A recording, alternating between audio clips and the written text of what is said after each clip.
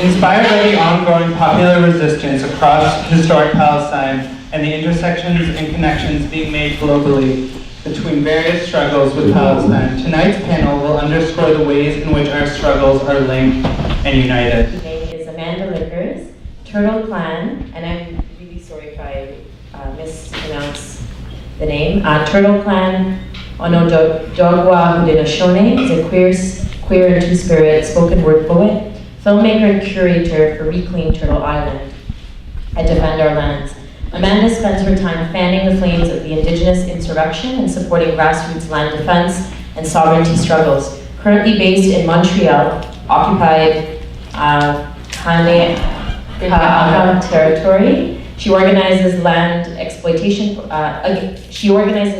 exploitation projects that threaten the health of her territories, like Line 9 and Energy East. She recently released her first short film, co-produced with Sub Media TV. I'll let her tell you the title. A short on Indigenous resistance to tar sands pipelines in Northeast Turtle Island, and is working on several new pieces upcoming in 2016. Thank you so much. It's an honor to have you here, Amanda. Yagotsirare Yenjits, Wakanrado Ni Sewatogosero Honzage. So greetings everyone. My Oklahoma name is She Has a Strong Fire, and my Canadian legal name is Amanda Lickers. I want to give a quick shout out to my friend Jamal. There you go. Jamal really helped me out when I was in Philistine. I had to run away from a bunch of so-called anti-Zionist Ashkenazis who invited me there. It was really traumatizing. But anyway, the other things that I said, so I'm Onondaga Haudenosaunee, which is Seneca, so the keepers of the western door of the Haudenosaunee Confederacy, and Haudenosaunee means people building a longhouse. I said that we're here on Sewatogosero Honzage, which means the one dish, one spoon land. So my ancestors are obviously Seneca, and our dead are in mounds in Hyde Park, okay? You know, that's the difference between being Indigenous and not being Indigenous, is there's tens of thousands of years of your relatives in the earth, okay? That's not the only difference, but that's a very important thing that I think about a lot when I'm thinking about occupation, in terms of whose ancestors am I walking over? Because when I'm not in my own home territories, and even at that Indigenous worldview of land, there's no such thing as ownership, and there has been historically a lot of caretaking amongst various nations. So in June of last year, I went to Philistine, and it was a really interesting experience. I was invited by, I'm going to just tell you all right now, IJAN, International Jewish Anti-Zionist Network. Horrible experience, really awful, extremely anti-Black, extremely anti-Indigenous, very tokenizing of the three non-white folks who were there. And there was a lot of things that went on that led me to actually leave the delegation and just travel by myself in the West Bank, because that was way more safer, okay? That's what I'm saying. Traveling by myself was a better option than staying with the group. That's not good. Okay. Yeah, sure. So these are just some images that to help kind of get our minds around some of the things I'm going to be talking about. I know I have only 20 minutes, which is really not a long time, so I'm going to be talking really fast like this, unfortunately, because I want to go through a bunch of things. So this first, what does this look like to anyone? What? Okay, so Cabbagetown, that's a really specific area, but yes, Toronto residences. So the first thing, no, that could be Cabbagetown, I took it from Google, I don't know. So the first thing I want to kind of talk about is this idea of settlement versus occupation, because when I came back from Palestine, I started being oh my gosh, this is settlement, I live in settlement. This is Toronto, this is settlement, guys. Everyone here, this is settlement that we're living in. I should say folks, not guys. Yeah, and you can see the next one. Versus occupation, okay? So you may or may not know that this image is from RCMP raid in Rexton, New Brunswick, Mi'kma'ki during the anti-fracking stuff a few years ago. And then the next slide, settlement. And the next slide, versus occupation. And so the reason I decided to put a picture of the borders, because to sort of illustrate this notion that I want to try and get across is that occupation does not require settlement. Occupation is usually thought of as the militarized aspect of living in settlement for those of us who are under occupation. So that means the settlements are not for us, okay? And that's the whole thing with apartheid.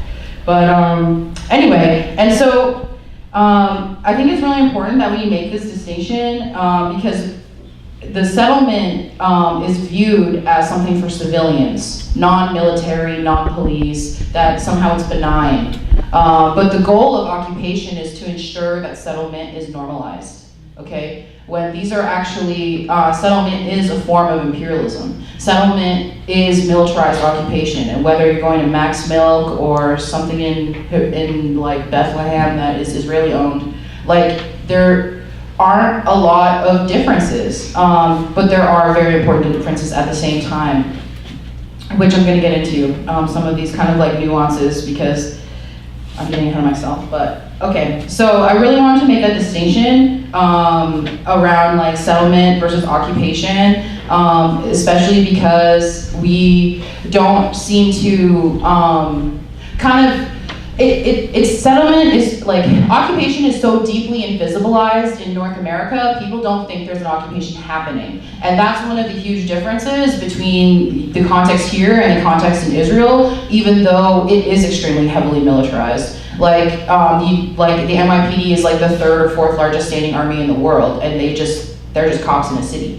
So if you want to like, you know, to get an idea of how militarized occupation is necessary in order to maintain settlement as well. Okay, so yeah.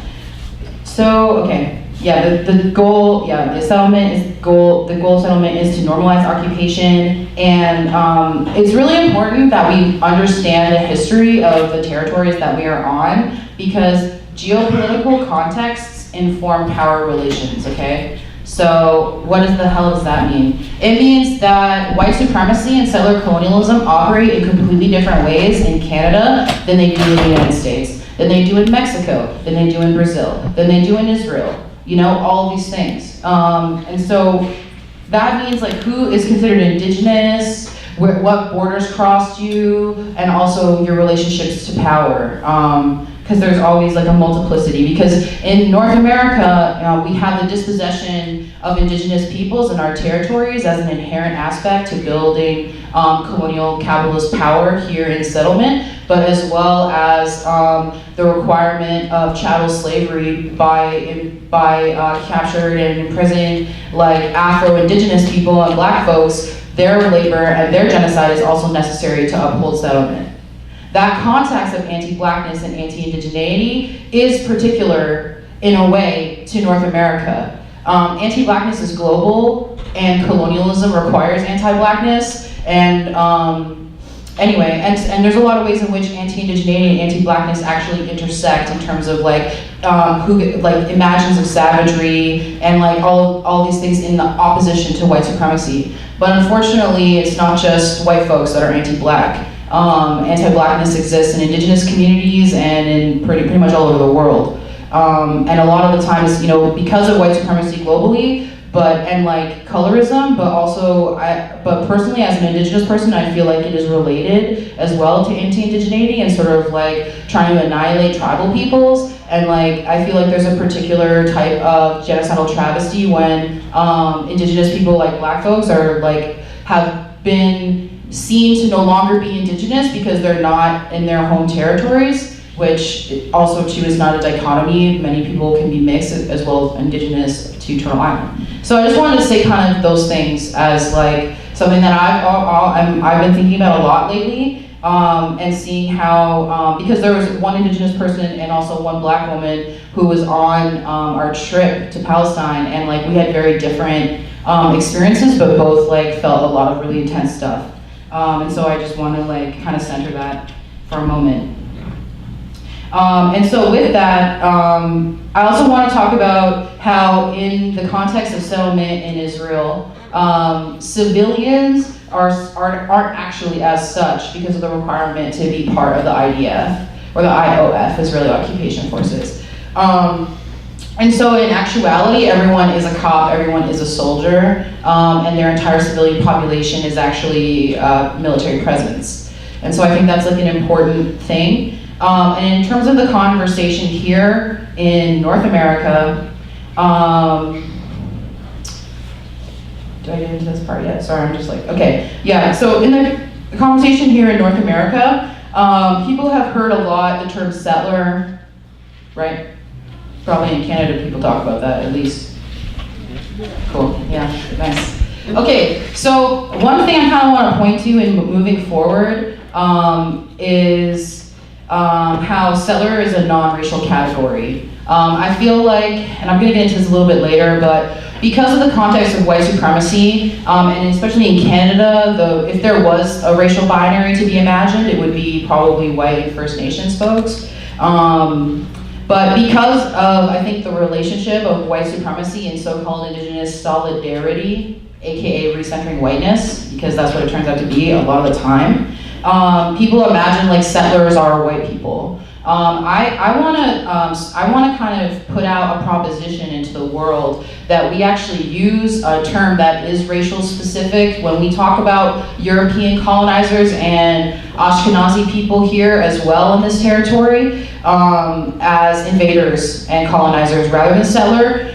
Because settler and indigenous is not a binary, first of all. I would like to suggest folks to check out a piece of writing that's on Intercontinental Cry called Indigenous Settler, Decolonization and Politics of Exile by Nuja Kahina, who's an amazing indigenous person from occupied North Africa. And anyway, and so this person, they talk a lot about how they're occupying indigenous identity back home, but here, they're participating in settlement. And so displaced people, like even myself, if I were living on Coast Salish territories as an indigenous person, as an Ongwahome person, as a person with an emergence story from northeastern Turtle Island, I would still be participating in settlement, and I would still be part of the settler colonial project.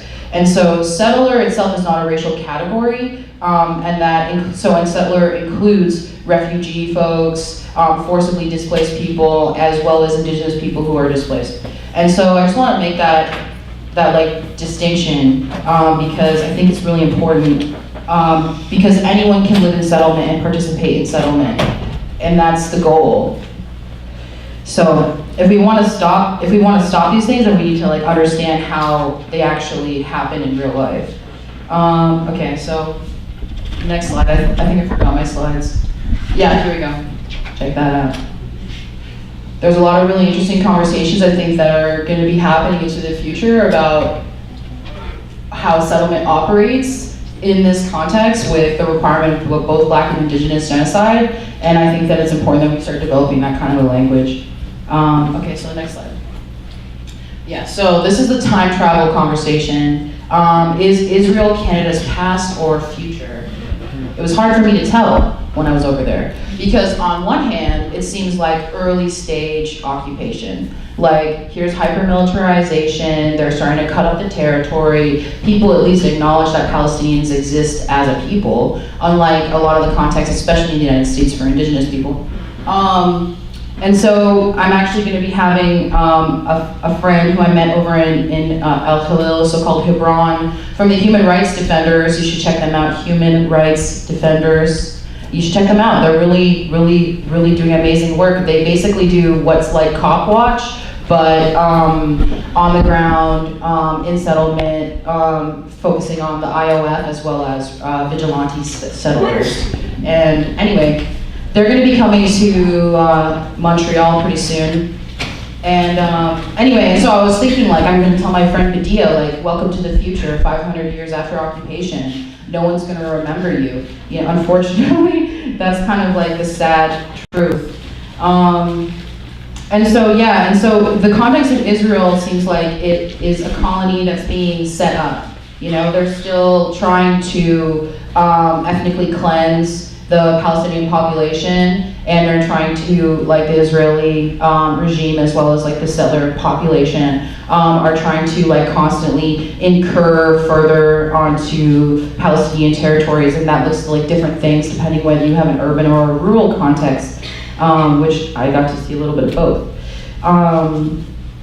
And so the difference around, there's a difference around hyper-militarization, whereas in Israel, you'll see folks like carrying, IOF folks carrying like semi-automatic weapons, like out in the open all the time, and there's this kind of like, and then there's checkpoints, and there's this kind of militarization. But for some reason, I feel like people don't imagine Canada like that, or they don't imagine the United States like that, when that actually is the case. It's just a matter of like the guns are sleeker, and we have like drones to be doing that work anyway. So that kind of level of hyper-militarization, which also like exists in urban context when you see like the way that police operate. Like the RCMP in Canada were created for the purpose of policing Indigenous people on our own territories in order to corral us out and make way for the Queen, okay? Very similar to the IOF.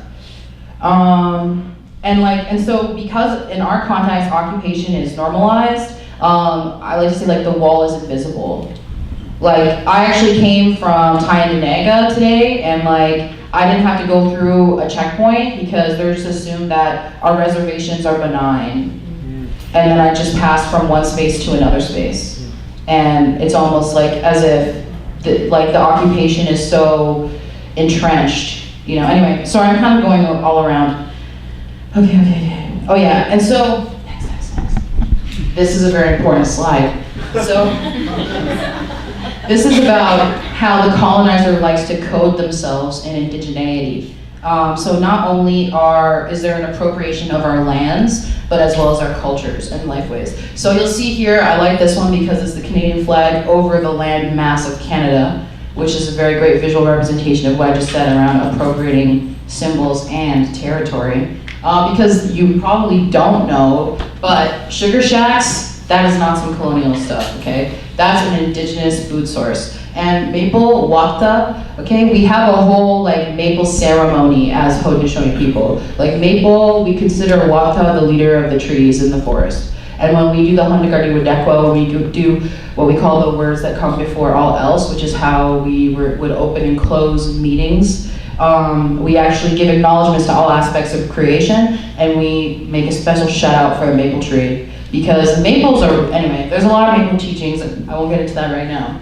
But as you see, you probably didn't know that. You're probably like, wow, maple leaf, Canada, I fucking hate Canada.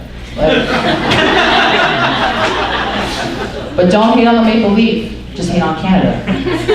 So, and then with the eagle, Ogwex, who is a very important relative for many Oklahoma peoples across Canada and the United States. The eagle is super sacred, okay, to multiple nations. It is not a coincidence that the eagle is like suddenly now the representation of the United States. Lies. And like, okay, so here, I Googled, you know what I Googled for this one? Israeli breakfast, okay? We all know that that's not Israeli. Okay, that's falafel, that is not Israeli.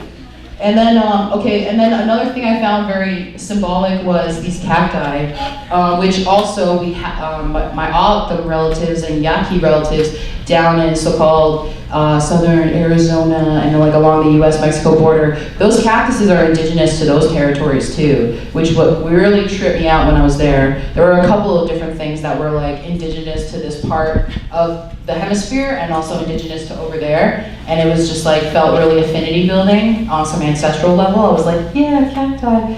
Anyway, so one of the most traumatic experiences I had while I was in Israel, I was walking in a settlement in Hebron where my Palestinian friend couldn't go because of apartheid. And I was like walking.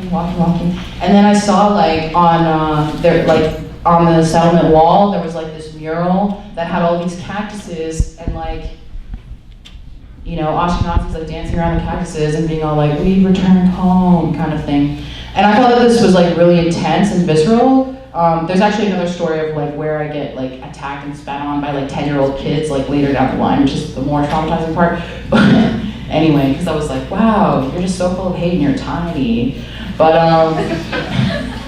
anyway, and so this cactus is actually, they're like a natural fence for a lot of Palestinian communities, and like those cacti are like, what I heard from my Philistine friends was that like when they saw those cacti, like they knew that that was like a marker that a village had been there, and that like Palestinian people had been there, you know? And then this is like what the Ashkenazis are using to try and like brand themselves as original people. Lies. Okay, next slide.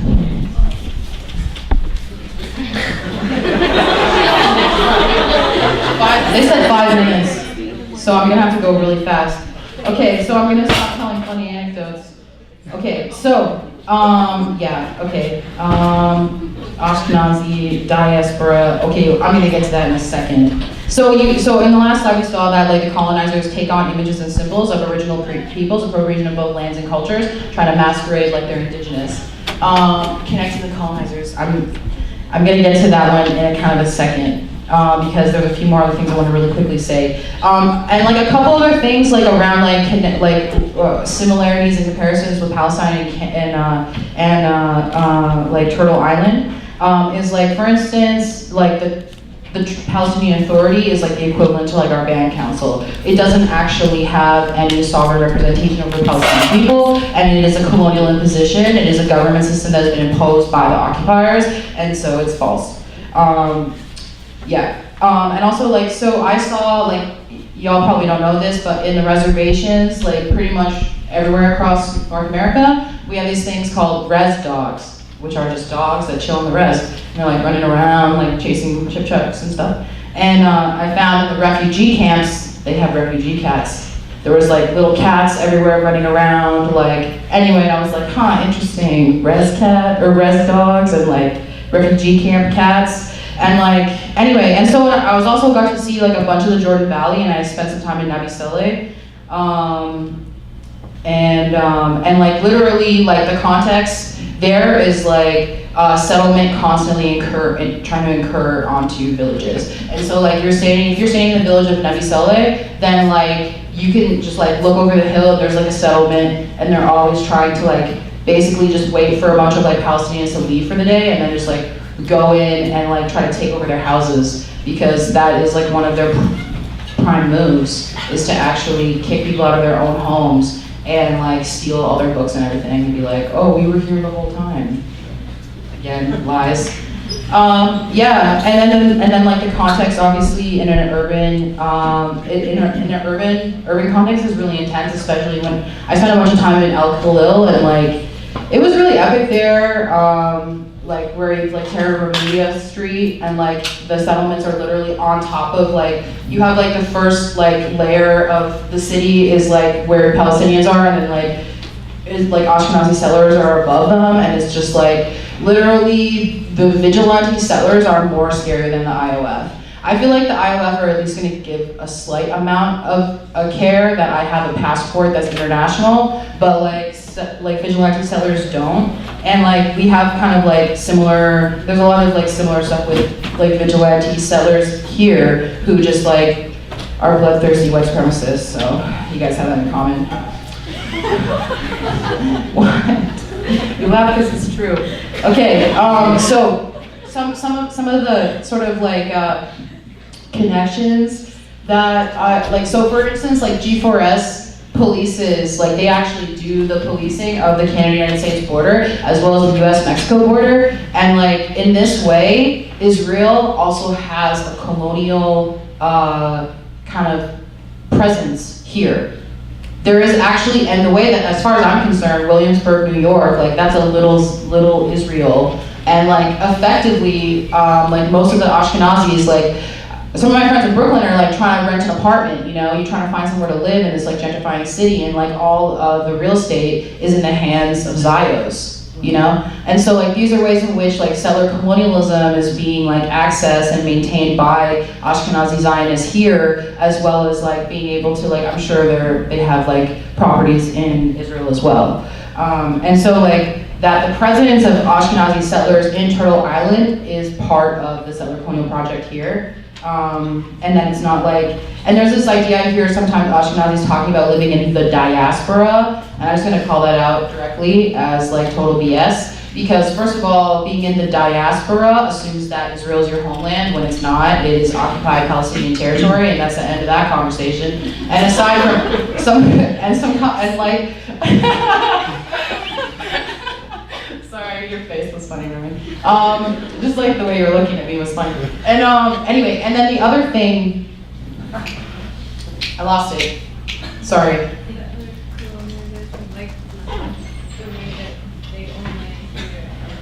Oh yeah, the diaspora. Yeah, and then so diaspora, that implies that like you are like were somehow forcibly relocated, you know, by like an imperial power. You know? And I think that it's like, anyway, I just think that it's like horrible because the diaspora is also not just like about relocation, it's like, it is settlement here. So Ashkenazi settlers here and there. I'm not here for it. Okay, so, sorry, these are the most important slides. Okay, so this thing we talk about over here is environmental violence as indigenous people, which is like, so here you can see this one is called Our Bodies Are Not Terra Nullius. This is by Erin Marie Cosmo, and she is an awesome Métis artist for the Native Youth Sexual Health Network. We're working on a piece that's actually a picture of a frack well, and it says Terra Nullius is rape culture. And anyway, so you can see, like, we're trying to talk about how violence against the land is violence against indigenous peoples and our bodies. I had a conversation with some Philistines over in Ramallah. I was like, hey guys, so this is what we think about environmental violence, and this is how we talk about environmental violence. What would you say is environmental violence, like in your context? The first thing they said? Settlers. That's what they said. And that really blew my mind because we talk about environmental violence as like General Electric or like, you know, uranium contamination in our communities or how this impacts our reproductive justice, like our reproductive health and like how all of these things are like tied together, but they just straight said settlers. And I was like, wow. So actually I took this picture because I was helping the human rights defenders do some like cop watch type stuff. This is just like some BS iOS trying to like take down like a 14-year-old Palestinian kid. And anyway, so with that being said, sorry, I know they're like 5 minutes ago. The last piece is one of the most important things that I kind of took away. So like keeping in mind that you know, the sort of response to the question of like, what is environmental violence to you guys, and their answer was settlers. And then I'm here like on this delegation experiencing the most intense amount of settler colonialism and white supremacy from these Ashkenazis and like other white people. And like, and it made me really realize a lot about how so-called allies are framing our conversations around liberation.